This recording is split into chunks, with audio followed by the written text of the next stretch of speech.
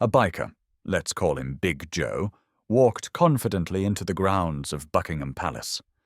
He was swinging a big, strong metal chain, and he seemed sure that nobody could stop him. He teased the royal guard, trying to make him move or react. But the instant Big Joe tried to hit him, everything quickly became very different. This is what happened. But first, please tell us in the comments where you are watching this from. Also, subscribe to the channel if you respect the royal guards. The sun was low in the sky, making long shadows on the grounds of Buckingham Palace. Big Joe rode his big, noisy Harley motorbike past lots of tourists. The loud noise of the bike made people turn their heads, stop talking, and hold their children closer. Big Joe looked like someone who was used to getting respect by making people scared. His leather jacket had old, worn patches on it, showing he'd been a biker for a long time. These patches showed he had a reputation that made even tough criminals think carefully. His hair was neat and his beard was trimmed, making him look almost fancy. But his eyes had a cold, hard look, like a hunter looking at its prey. "Quite a performance they're doing here," he said to himself, but loud enough for others to hear. He stopped the bike and got off smoothly. His boots hit the ground hard, showing he was more used to causing trouble than avoiding it. All these people waiting to see a man stand still. That's what I call a good time. The tourists nearby moved away from Big Joe, feeling a sense of danger. Even the people selling things, who usually try to sell to anyone with money, found other things to do. Big Joe looked at the royal guard, who was standing very still. He stared at the guard's special gun and perfect uniform. He smiled a little as he touched the big chain on his belt. It wasn't a fake chain like the ones tourists buy. It was a real heavy one that had probably been used in fights. "Do you want to see something really exciting?" he shouted. His voice was loud and commanding, like someone used to making people do what he said. "Let's see what happens when all this tradition meets real life." The air felt different as Big Joe walked towards the guard. Every step showed he was dangerous and used to being in charge. The chain on his hip made a noise with each step, a quiet warning of what might happen. Tourists hurried their families away, sensing trouble. The guard stayed still, but there was a small change in his body, a little bit of tension. Only someone who knew what to look for would see it. It showed that this might not end the way Big Joe thought it would.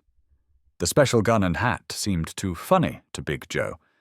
His smile got bigger as he stood right in front of the guard.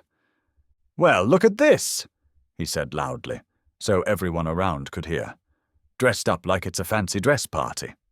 He walked around the guard slowly, his boots making a noise on the stones. "Where I'm from, we judge a man by what he can do, not how good he looks standing still."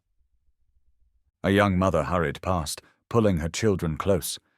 Big Joe's presence seemed to make the area feel darker. The chain on his hip caught the sunlight, its metal links hinting at violence. "Do you know what we do to men who think their clothes make them important?" Big Joe's voice got quieter, with a tone that had made many rivals back down in fights before. "In my group, respect isn't just given, it's taken. And all this," he pointed at the palace walls, the guard's post, the perfect uniform, "this is just asking to be challenged." The guard kept looking straight ahead, staying disciplined and still. But there was something in his body, a readiness, that showed he had real fighting experience from battles fought far away from this place. "Nothing to say," Big Joe teased, moving closer until his breath could be felt on the guard's shiny buttons. "That's okay. I've found that the quiet ones are often the hardest to break." His hand touched the chain on his hip, a movement that had started many fights before. Two old men, who looked like they had been in the army, had stopped near a gate. They watched the scene calmly, like men who had seen similar situations get worse before. "Let me tell you how things work," Big Joe continued, his voice loud like someone used to being the most dangerous person around. In my world, you can't hide behind rules or traditions. There's just power. Who has it and who's pretending?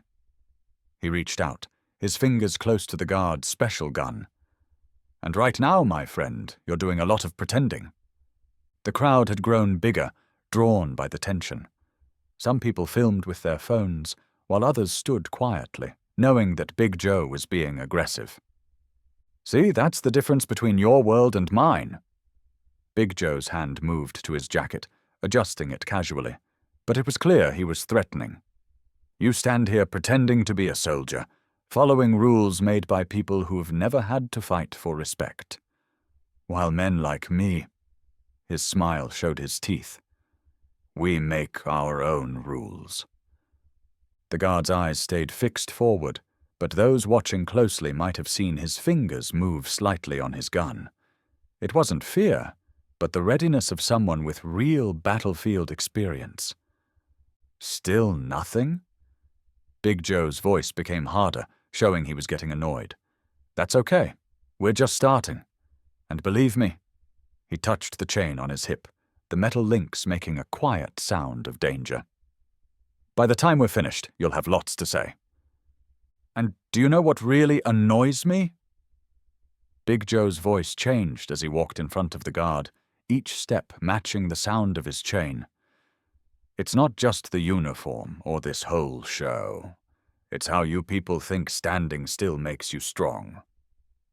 The sun had moved, casting Big Joe's shadow across the guard's shiny boots. His hair caught the light as he moved, making him look dramatic and commanding attention from the crowd. In my biker gang, he continued, moving his shoulders like a fighter getting ready to attack, we say respect isn't earned by following orders. It's taken by those strong enough to make their own rules. His hand rested on the chain, his fingers holding the cold metal tightly. The two army veterans had moved closer, their faces showing they understood the difference between fake threats and real danger. One touched his medals without thinking, his eyes staying on the scene. You see, I've dealt with people in charge before. Big Joe's voice was loud, full of barely controlled aggression. Police, other gangs, people who think a badge or a uniform makes them unbeatable. He leaned closer to the guard, so close that his leather jacket made a noise. But they all learned the same lesson in the end. The guard's body stayed perfect, but there was a new tension in the air. It wasn't fear, but the readiness of a trained soldier assessing a real threat. His special gun, though held perfectly still, somehow seemed less like a decoration in his grip. Your problem, Big Joe continued, starting another circle around the guard, is that you've forgotten what real power looks like. Standing here day after day like a statue for the tourists. He paused behind the guard, his voice becoming a low, threatening whisper. It's made you weak. A young couple quickly moved their children away, feeling the danger growing. Even the photographers had lowered their cameras, sensing that this was no longer about taking a nice picture. In my world, Big Joe's voice became hard as he finished his circle. We test our strength every day. Not by standing still, not by following orders, but by taking what we want. His fingers traced the chain, the metal links shining in the sunlight like teeth. And right now, what I want is to see what happens when all this tradition meets real street justice. The veterans looked at each other. Their army experience told them this was going beyond just teasing. The older one moved slightly, ready to step in if needed, though his face showed he knew some lessons could only be learned the hard way. Still nothing to say. Big Joe's control started to break, showing his anger. No answer at all? He moved closer, deliberately getting into the guard's space. Maybe we need to make this more exciting. Maybe it's time to show everyone here what happens when tradition meets reality. The chain made a worrying noise as Big Joe's hand wrapped around it, his knuckles turning white with tension. The sun made harsh shadows on his face, showing the anger that years of violence had marked there. Last chance, soldier boy. he said, his voice showing this was the end of his threats. "Show me something real. Show me you're more than just a uniform and some rules you've learned." His free hand pointed at the crowd.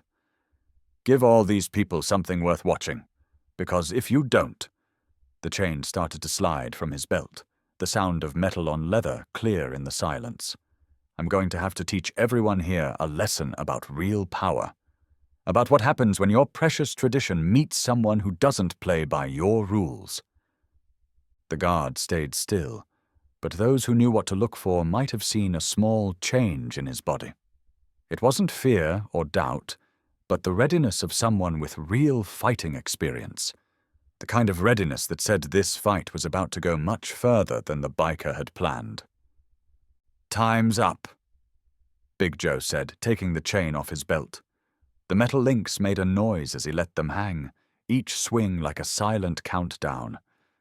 "Let's see how well all that training helps you when you're faced with some real street fighting."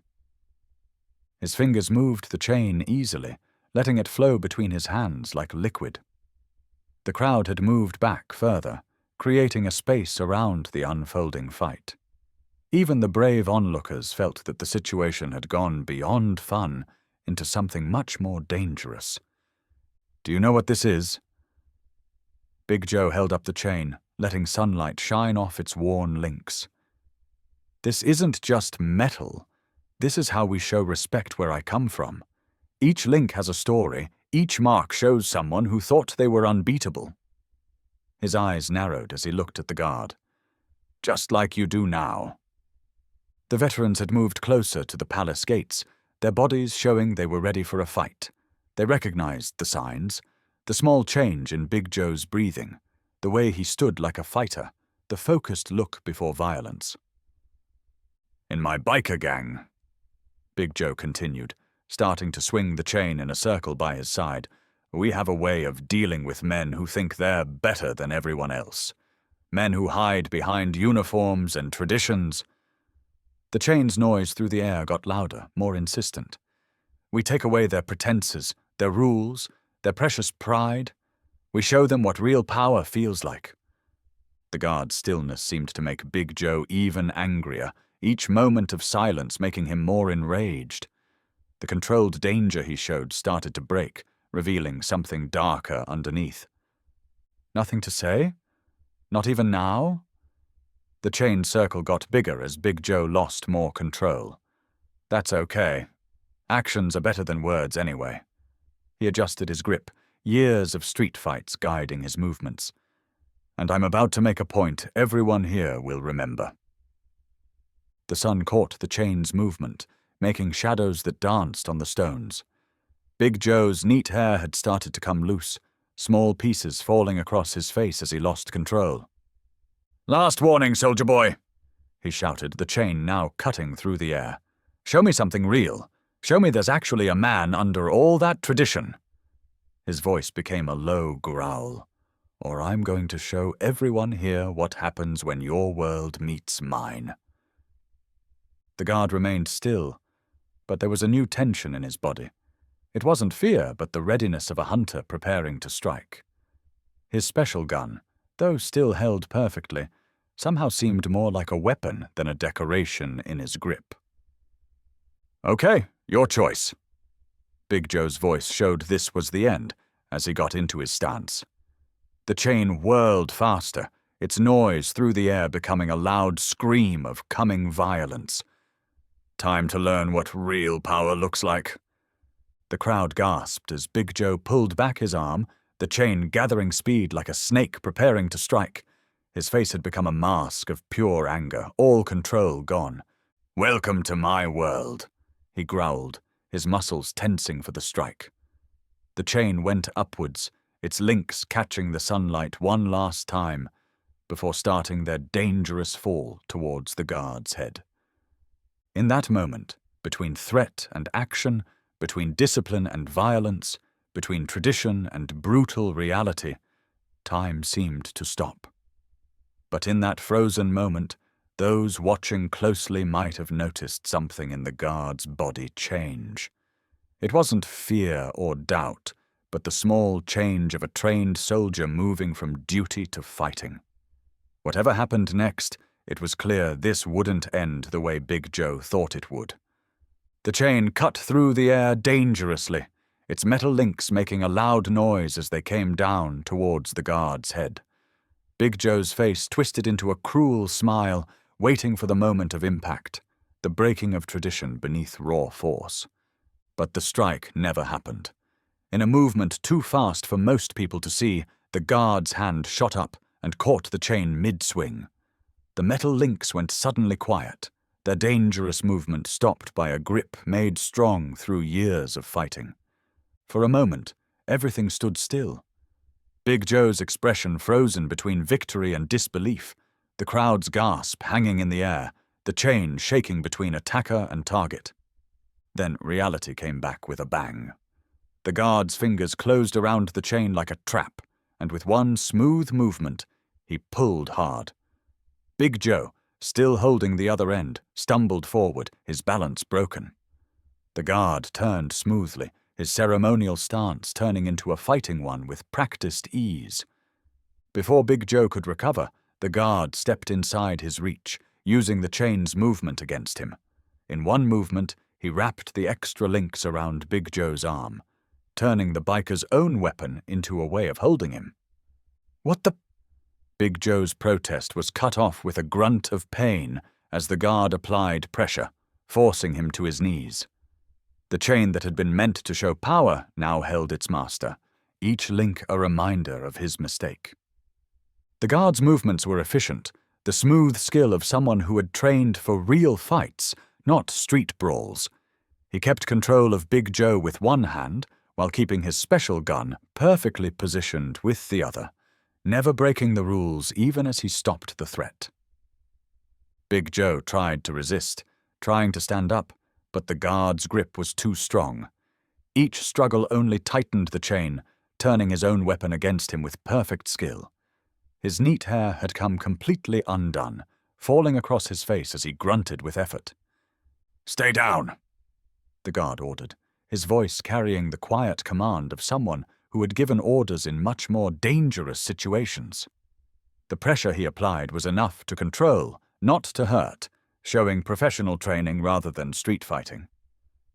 The veterans watching nodded in agreement, recognizing the skill of the guard's response. This wasn't the wild violence of street fights that Big Joe knew. This was the skill of army training, where every movement had a purpose. "The gun is ceremonial," the guard continued, his voice calm despite Big Joe's struggles. "The training isn't—" He adjusted his grip slightly, making Big Joe gasp as the chain tightened.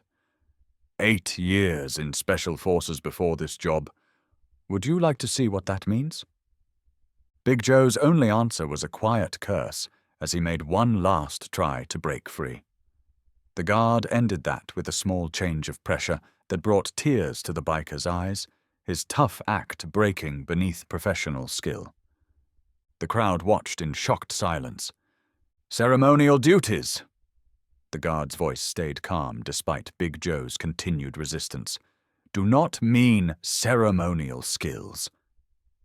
His grip remained perfect, the practiced control of someone who had managed much more dangerous situations than a too confident biker. Every small movement of his hands showed years spent mastering fighting, where skill meant survival and control meant winning. "You feel that pressure?" he continued, making a tiny adjustment that caused Big Joe to gasp sharply. "That's not street fighting. That's not gang rules. That's joint manipulation, something we learn in Special Forces training." The guard's words carried the weight of real battlefield experience, each word as measured as his grip. 2 police officers had appeared at the edge of the crowd, moving forward carefully, but there was no rush. The situation was clearly under control, the threat stopped with military skill. They recognized the guard's professional handling of the situation, their own training telling them to approach steadily but carefully. "The uniform you made fun of," the guard continued, adjusting his hold as Big Joe made one final try to stand up, "is worn by soldiers on duty. Men who've served in war zones you couldn't find on a map. His words had no anger, just the cold command of total control. The discipline you thought was weakness, that's what's keeping you awake right now. 3 degrees more pressure and you'd be sleeping. 2 inches to the left and you'd be screaming. The fact that you're feeling neither is not kindness, it's control. The chain made a quiet noise as Big Joe finally went still, reality sinking in as his own weapon held him firmly. His image of power had broken, replaced by the truth of real military skill. The metal links that had been meant to show his strength now only highlighted the difference between street intimidation and professional fighting. You see, the thing about real fighting experience— the guard's voice stayed calm even as his grip kept perfect control— is that it teaches you the difference between looking dangerous and being dangerous. Your chain, your jacket, your attitude, that's all for show. What I'm showing you now, this is skill. When you're ready. The guard spoke to the approaching police officers. This gentleman was kind enough to show us why we have a zero-tolerance rule for threats against the Queen's Guard. His tone was calm, as if he was talking about the weather, even as he kept perfect control of both Big Joe and his special gun. Though I must say, using his own chain to show the point was a particularly suitable touch. The police officers moved in smoothly, their handcuffs replacing the chain's hold with practiced skill. Big Joe didn't resist now. The fight had gone out of him, replaced by the shocked realization of how badly he had misjudged the situation. His eyes held the look of someone whose entire view of the world had been taken apart in minutes. "The chain is evidence," the guard told them, his voice carrying the same parade ground clearness it had kept throughout the encounter, along with many witness statements about his intention to cause serious harm to a member of His Majesty's armed forces. I believe the security camera footage will be particularly helpful. As the officers began to lead Big Joe away, the guard's voice stopped them briefly. "One last thing," he addressed Big Joe directly, his words carrying across the now silent courtyard. "The next time you mistake tradition for weakness, remember, tradition doesn't make us weak. It gives us standards to live up to. Standards that include knowing exactly how much force to use, when to use it, and, most importantly, when to show restraint. You're walking away from this under your own power. Consider that a demonstration of all 3. The police continued their escort, leading a quiet Big Joe towards their waiting car. His leather jacket, which had seemed so impressive minutes before, now hung awkwardly, its patches and symbols stripped of their threat by swift, professional action. Each step away from the scene seemed to make him smaller, the swagger replaced by the unsure walk of someone who had just learned a big lesson about the difference between showing power and actually having it.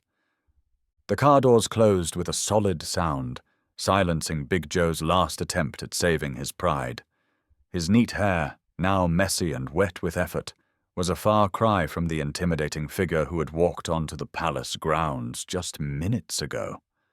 Through the tinted glass, his tough image had broken, replaced by the empty look of someone who'd learned the hard way about misreading situations. A gentle wind stirred the courtyard, carrying away the last sounds of conflict, moving the leaves of old oak trees that had witnessed centuries of similar lessons. The guard stood perfectly still at his post, his special gun aligned with parade ground clearness, brass buttons catching the late afternoon sun. No sign of the recent fight showed in his body, just the same unwavering dedication to duty that had been there all along. The perfectness of his stance spoke volumes about the kind of discipline that had allowed him to change from ceremonial guard to combat professional and back again without missing a step. The 2 veterans paused at the palace gates one last time, sharing a look that spoke volumes.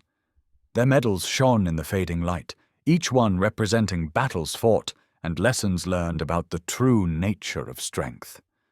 They'd seen this before, the moment when someone mistook ceremony for weakness, rules for vulnerability. Their knowing smiles carried decades of understanding about the difference between those who show power and those who truly have it. In their eyes was the quiet understanding that some lessons could only be taught through action, and some truths could only be understood through experience.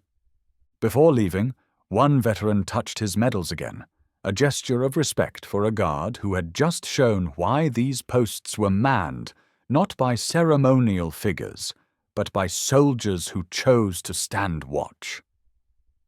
As the crowd went away, parents could be heard explaining to their children in quiet voices about respect, about tradition, about the true meaning of strength.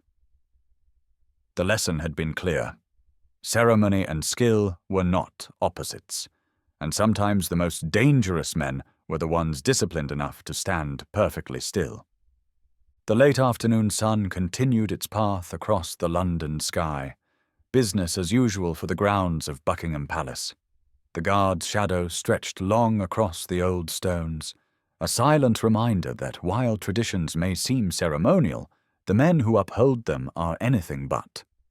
The chain that had been meant as a weapon lay coiled in an evidence bag, its links no longer showing threats, but instead serving as a lasting reminder that true power often lies not in the ability to strike, but in the discipline to know when and how to respond.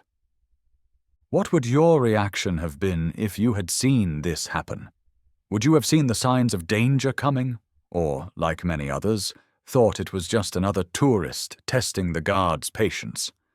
More importantly, what does this event teach us about the nature of true strength? Is it found in the ability to threaten and scare, or in the discipline to stay calm until action is needed?